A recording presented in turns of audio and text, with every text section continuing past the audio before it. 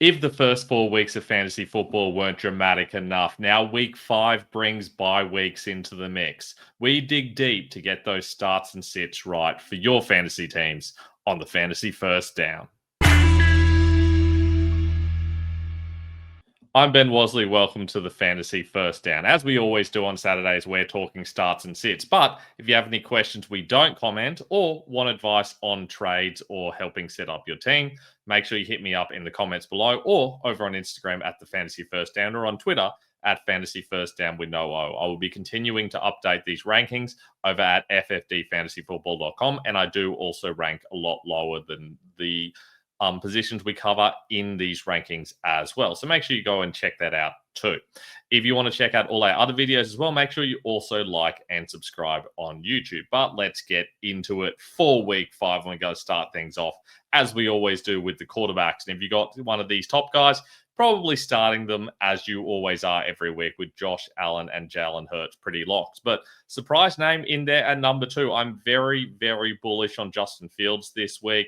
The Cowboys have conceded the most points to quarterbacks so far this season, and I really don't see that changing. I think that Fields is likely to have a good game in a situation where they are probably going to need to not only pass the ball, but also use Fields' legs. So I think that's going to be a relatively high-scoring game where the Jets could be chasing the Cowboys a little bit. So I'm feeling good about Fields' chances this week. Patrick Mahomes has been solid all season, as has Justin Herbert. They're must starts as well.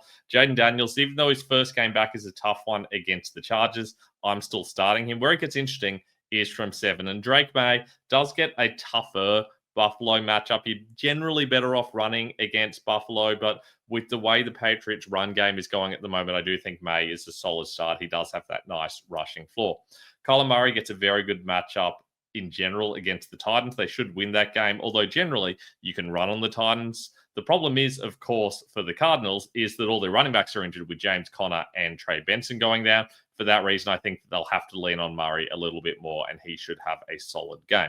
Daniel Jones has been good this season. Jared Goff, surprise top 10 entry here, gets that excellent matchup against the Bengals. That's a top 10 matchup. With all the bye weeks, I think he is a must start if you've got him on your roster. If you're not starting him this week, why do you even have him? Dak Prescott gets a solid matchup against the Jets. He's a solid start for me, as is Baker Mayfield, who seems to be healthy. Bo Nix, a little bit of a risk against the Eagles. That's a little bit of a tougher matchup, and he hasn't looked great at times of late. Jackson Dart is a good streamer for me if you don't have one of the traditional starters. He takes on New Orleans, who's considered the 6th most points to quarterbacks so far this season. Matthew Stafford I was pretty high on, and it's already paid off. Unfortunately, you missed your window on that one. But Sam Darnold and Geno Smith are both okay streaming options this week if you're a little bit desperate. Running back wise, and once again, the obvious names at the top. JT, you're going to start. Christian McCaffrey's already paid off. Jameer Gibbs gets that excellent matchup against the Bengals, who've conceded the 2nd most points to running backs this season. Devon Achane, with no Tyreek Hill, I feel like he's going to get a whole heap of passing volume, as well as his usual rush volume as well. James Cook's on that insane touchdown run. I expect that he's someone who's going to score probably again against the Patriots this week. Marion Hampton was basically the only running back to get touches last week. You have to feel like that volume is really going to help him this week, even though it's not that easy to run on the Commanders. Saquon Barkley has been a little bit disappointing, but he's a must start. Same thing with Derrick Henry, despite the O-line being banged up. Things get a little bit interesting after that. Breece Hall gets that good matchup against the Cowboys. They are susceptible against every type of player, basically, except tight end for some reason. Ashton Genty finally broke out last week. He should have another good game, but the Colts do have a good run defense, so that's not a guarantee. Javonte Williams against the Jets, that should be a relatively high-scoring match. This is probably the highest I'll rank Cam Scatterboo. It's insane what's happened to get him into this position. He needed a Tyrone Tracy injury just to get the opportunity to start. Then we get the Malik Neighbors injury, which really helps. Moving from Russell Wilson to Jackson Dart, it's all kind of just come together for him. Got 25-odd carries last week and still didn't look that great. So I don't know how long they're going to keep doing that before they have to change something. Tyrone Tracy should be back in a couple of weeks, and wouldn't surprise me if this turns back into a committee. So if you got Scatterboo, I think this is a good week to be starting him. And then after this, I would be considering trading him. Takes on the Saints, who are a top 10 matchup for a running back. Quinshon Judkins should get a lot of volume against the Vikings. Very hard to pass on them. Very easy to run on the Vikings. So I expect they're going to be using Judkins plenty especially with Gabriel making his debut. Travis Etienne gets a good matchup against the Chiefs. You can kind of run on the Chiefs this year. They are a top 10 matchup for running backs, although obviously we're only a few games through and that is a little bit matchup dependent. Alvin Kamara has disappointed a little, but he gets the Giants. They're a top 5 running back matchup as well. I would definitely be starting Kamara. Rashad White in for Bucky Irving. Not the greatest matchup against the Seahawks, but if you're going to do something against Seahawks, running is the better option, and White will be the main guy with a little bit of Sean Tucker.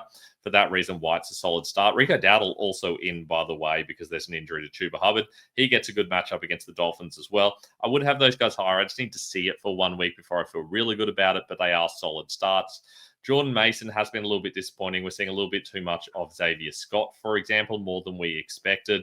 They're just not really willing to give Mason the proper load, and you don't really run the ball easily against the Browns. They've conceded the 3rd fewest points to running backs this season.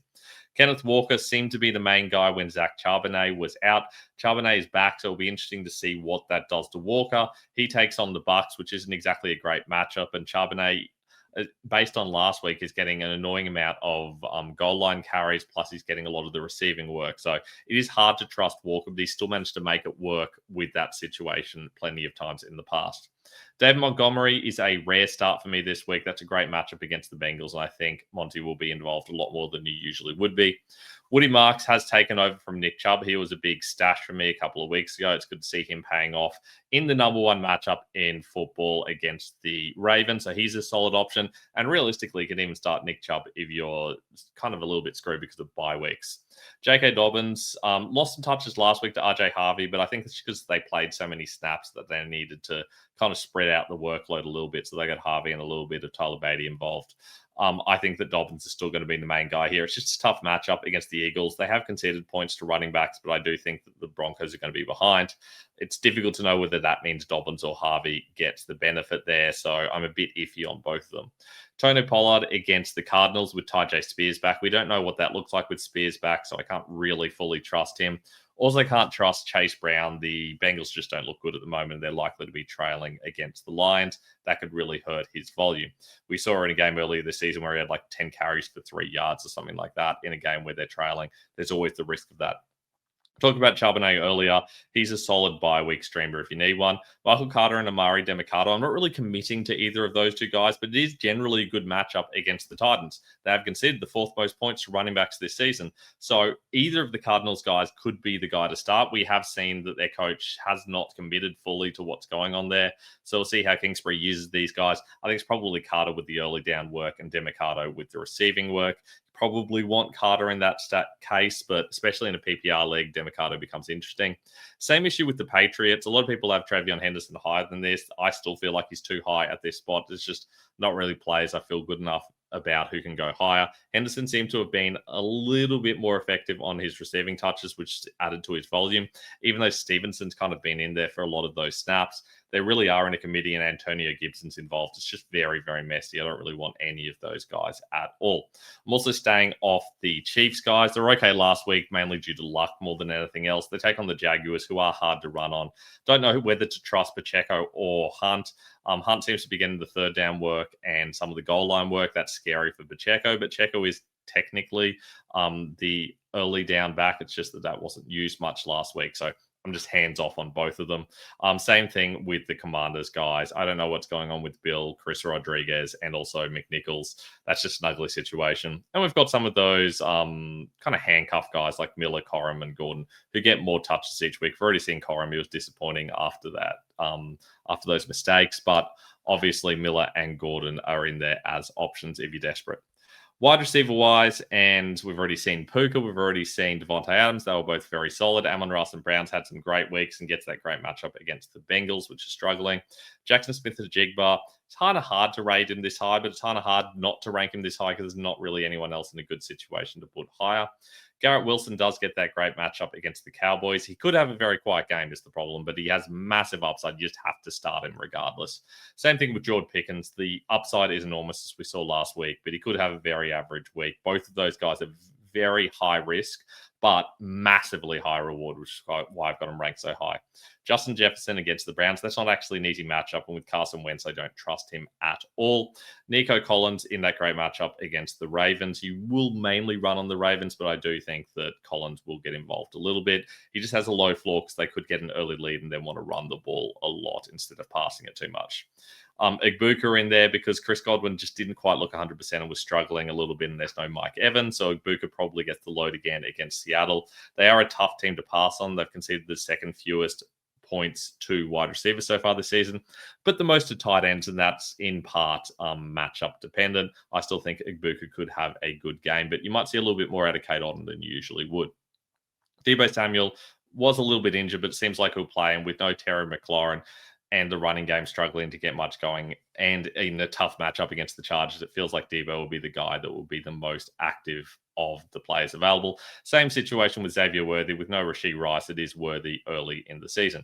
Quentin Johnson somehow seems to have established himself as the number one guy for the Chargers. I was very high on Johnston this offseason. I thought he'd be the number two behind Ladd McConkey.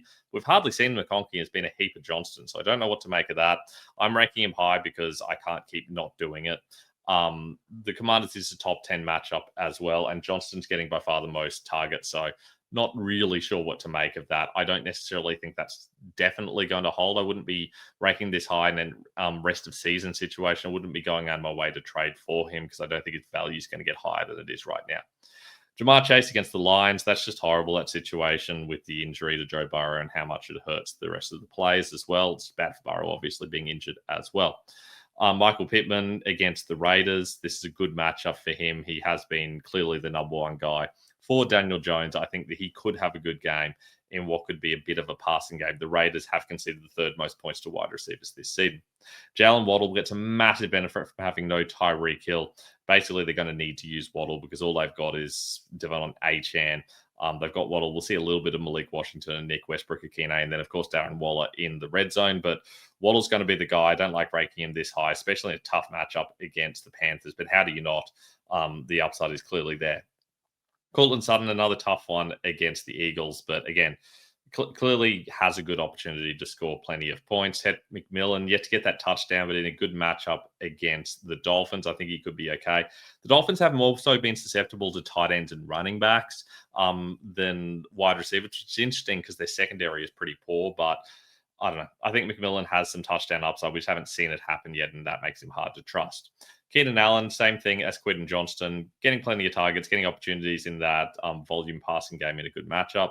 AJ Brown has been disappointing. I just plain can't trust him until I see it more consistently. I'm going to be ranking him around as a wide receiver too, sort of. Safe playoffs with Cooper Rush as his quarterback is harder to trust for that reason, but they might have to pass the ball more now that they can't rely on Lamar's legs and also can't really use Henry's effectively because of that situation. Plus, in general, it is kind of hard to move the ball against the Texans through the air anyway, so that could help Flowers or it could hurt him because of the difficulty of the matchup, especially if he's getting plenty of Stingley. So don't love this situation. It's an awkward one for Flowers. Jacoby Myers going into last week was top 10 in receiving yards. He did have a bit of a dud game, which was disappointing. Gets an okay matchup against the Colts. They've conceded the fourth most points to the wide receivers this season. That's been a little bit matchup dependent. I still think Myers should have a solid game. Marv was finally good last season. I think that Harrison's going to be a solid start against the Titans. They're a top 6 wide receiver matchup. Chris Olave is a solid option in this week in particular against the Giants. They're the second best wide receiver matchup. He's been okay so far this season. Brian Thomas has been a real dud. This isn't the greatest matchup for him either, but he is Brian Thomas, and it's really hard to continue sitting him out until we really see a clear pattern. 4 weeks just isn't enough to totally disown him, given his talent, how good he was at the number 4 wide receiver last season. Chris Godwin got 10 targets last season, caught only 3 of them, and now gets a tough matchup, but I still feel like there is an opportunity for a good game. Ladd McConkey, they're just not using him in the expected way, and that makes him really hard to trust. It's not like the offense needs to come together. It's going very well as it is, so there's no reason for them to change. That might still happen, though. We might still see that they suddenly give McConkey the opportunities he deserved. But it's different to the Thomas situation, where Thomas is still clearly the number one. He's just not getting the opportunities. The team's winning on the ground. That's not going to work every week. Probably doesn't work against the Chiefs, even though the Chiefs are weak against the run game. I do think that if they're behind, the Jaguars might need to lean on Thomas. That's probably not the case with McConkey, where they're probably ahead all game and don't need to go to him. Wandale Robinson benefits from the injury to Malik Neighbours. He's one of the few people who does. I definitely didn't. I had Neighbours in a lot of teams. Against the Saints, it's a pretty solid matchup. Jamison Williams has been a bit disappointing this season, but it is a good matchup against the Bengals, so there's upside there. Devonta Smith, I just don't know what to make of him and Brown this season. This is a bottom 5 wide receiver matchup as well. I'm not interested in that particularly, but he's still Devonta Smith. The upside is always there. Stephon Diggs finally had a bit of a coming out party for the first time with the Patriots. He gets the Bills. Not the greatest matchup, and he's still not getting enough snaps to make me feel really good about it. But at least there's a little bit of upside there that we've seen. Anyone coming off 100 yards, you've got to feel a little bit bullish on. T. Higgins has been disappointing, but this is a good matchup for his style of play typically, but he could easily lay another egg. We just don't know what's going to happen with him. Khalil Shakir's there and Keon Coleman. I trust Shakir a little bit more. Coleman's just not getting the volume at the moment, but the upside's there. We know against the Patriots, you can move the ball through the air, so that'll be an interesting one for that. Troy Franklin, I feel positive about. He's getting a lot of snaps and a lot of volume, and I feel like there are going to be weeks where it comes, and this could be that week. Jordan Addison in that tough matchup against the Browns. It's hard to trust anyone against the Browns, but they have been susceptible to wide receivers more than any other position, so maybe this is Addison's week. Jerry Jeudy with Dylan Gabriel. Be interesting to see if he improves on his play with the change of quarterback. That's why I've got him a little bit higher than I might normally in a really tough matchup against the Vikings. Trey Tucker had that one good week, and then unsurprisingly had a dart. I knew that was coming. I talked about this on the show last week. But the Colts are a good matchup for his position, especially for the deep guy in Tucker. So I'm pretty bullish on him, even more so than I am for Myers, given Tucker's style of play. Darius Slayton started to get some more targets of late, and now he has no Malik Neighbours, so he could finally come good.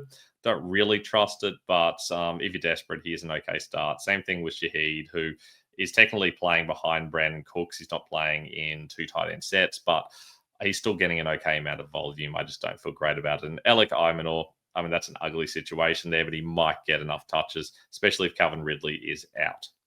Tight end wise, and those top guys, you've just plain got to start. It's just not deep enough at the position to do anything else. Sam Laporta at 5, I'm not really trusting that situation. But against the Bengals, you've got to feel like there's going to be a lot of points. Bengals are susceptible to every single position. They've conceded top 7 points to every position except kickers this season, which is unsurprising given they don't need to kick. They're just scoring a heap of touchdowns against the Bengals. I feel like Laporta has a touchdown waiting for him this week if it all goes right. Skipped over Brock Bowers, by the way. I don't really trust his situation with the injury and the way they're using Michael Mayer. If Mayer plays, I'm going to be very nervous about Bowers. If Mayer turns out he's out, I might start him ahead of Jake Ferguson. It's very hard to sit Brock Bowers, but Ferguson's getting a lot of volume, and that does feel like it could be a shootout against the Jets. Hunter Henry against Buffalo. I'm not as high on Henry as a lot of people are, but there's not really many other options this week, and so I have to kind of put him up here based on the possible volume. Juwan Johnson, similar situation. Don't feel great about it. This is not the greatest matchup against the Giants. There are other ways you can get at the Giants, but Johnson's still gotten plenty of volume at times this season, so you have to take a go at him. Travis Kelce hasn't really come together this season, unsurprisingly. It does feel like he's starting to hit that wall, but the tight end position's pretty weak, so you still can trust him a little bit more than most of the other guys in that range. Dalton Kincaid's not getting used properly. He's just been lucky with touchdowns.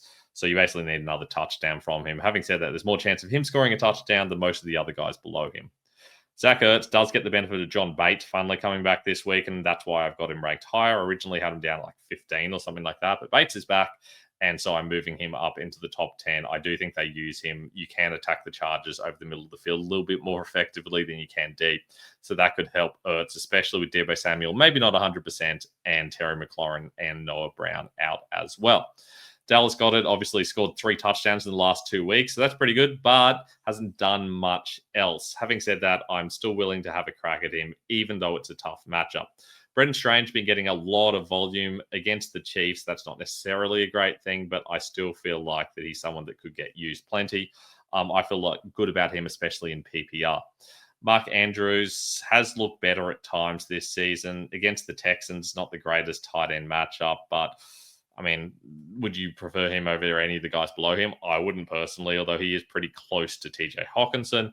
Not that matchup against the Browns is great, but Hawkinson's still struggling in general. So is Andrews. They're not being used really effectively. At least Andrews was getting volume, but now without Lamar Jackson, we don't know what Cooper Kupp's going to do. Hawkinson, at least he has Carson Wentz. Hopefully they both come good once their quarterbacks are healthy again. Darren Waller I considered having high, but he only played 16 snaps last week. I don't really trust that to put him ahead of Andrews or Hawkinson. Having said that, I think he probably has a little bit more touchdown upside, given he scored 2 in 4 targets over 16 snaps last week. Against the Panthers, you can definitely attack the Panthers through your tight ends. They're top 6 in points conceded that way, but bottom 3 against wide receivers. So I expect Waller could have an okay game, but he is risky. Don't really love the Browns, guys. I wanted to have Tongus ahead of them. I had him at 16 originally. I moved him down. I really regret that now. Tommy Tremble with Jatavian Sanders out is a solid option. I'm tempted to move him above Njoku. Admittedly, I think he's a good streaming option for this week. Dalton Schultz is there because someone needs to be there. Kickers and DSTs, nothing too exciting here. Brandon Alderbury gets a brilliant matchup against the Jets, who are the best kicker matchup with the best kicker. That's great. Spencer Strader's number 1 on the year. Matt Prater in what should be a high-scoring game for the Bills. Jake Bates has been good. You expect them to score a lot of points against the Bengals, even though they do go for it on 4th down an annoying amount. Jason Myers, the top 3 kicker on the year, gets a good matchup. Harrison Butker's been pretty good this year as well. Defensively, Vikings against Browns feels like it's going to be an ugly game, so I like both sides of that. Lions against the Bengals is an easy one to talk about. Rams kind of busted and disappointed on that front. Cardinals against Tennessee, just the Titans are looking awful so far this year. Colts against the Raiders, we know that Geno Smith's been iffy at times this year, so there's possibilities there as well. Heaps of other options, and you can always check out more over at our website. Speaking of which, ffdfantasyfootball.com. If you've got any questions about ranking stuff, you can also hit me up over on Instagram, the Fantasy First Down, or on Twitter at Fantasy First Down with no O, or just the comments below. Looking forward to chatting to you guys next week. Enjoy another week of football.